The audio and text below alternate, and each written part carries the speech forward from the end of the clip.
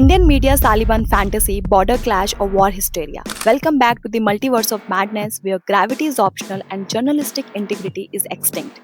Turn on Indian primetime television or scroll through verified handles and you'll witness something surreal.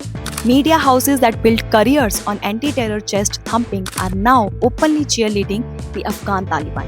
Yes, the same Taliban, the same group tied to the 1999 IC-814 Kandahar hijacking, the same group once framed as the ultimate security threat.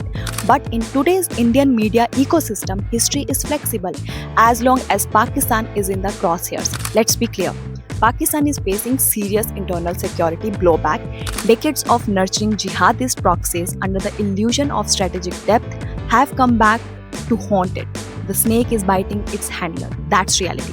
But what Indian media is selling is not analysis, it's fantasy warfare.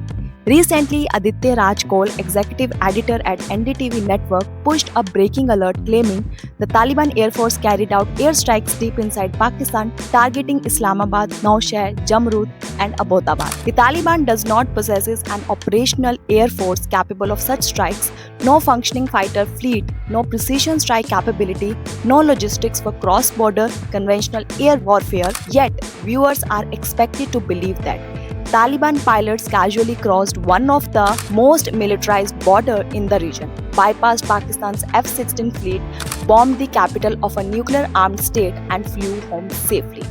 This isn't reporting, it's geopolitical fan fiction, and the so-called OSINT accounts followed right behind.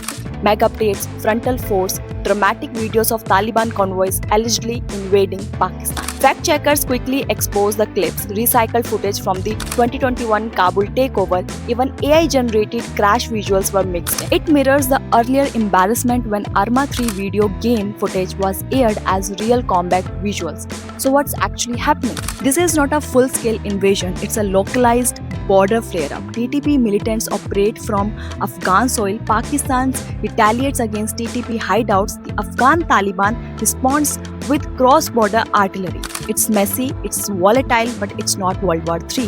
The Taliban is a battle-hardened insurgency, not a conventional military power with the industrial capacity for sustained warfare. Any large-scale advance would be neutralized by air power and drones within hours. Meanwhile, Indian primetime turns skirmishes into apocalyptic war simulations, ghost fighter jets, imaginary bombing runs, recycled footage, all engineered for clicks, ratings, and ad revenue. The real story isn't a Taliban invasion, the real story is how engagement-driven hysteria is replacing journalism. And in that war, truth is the first casualty.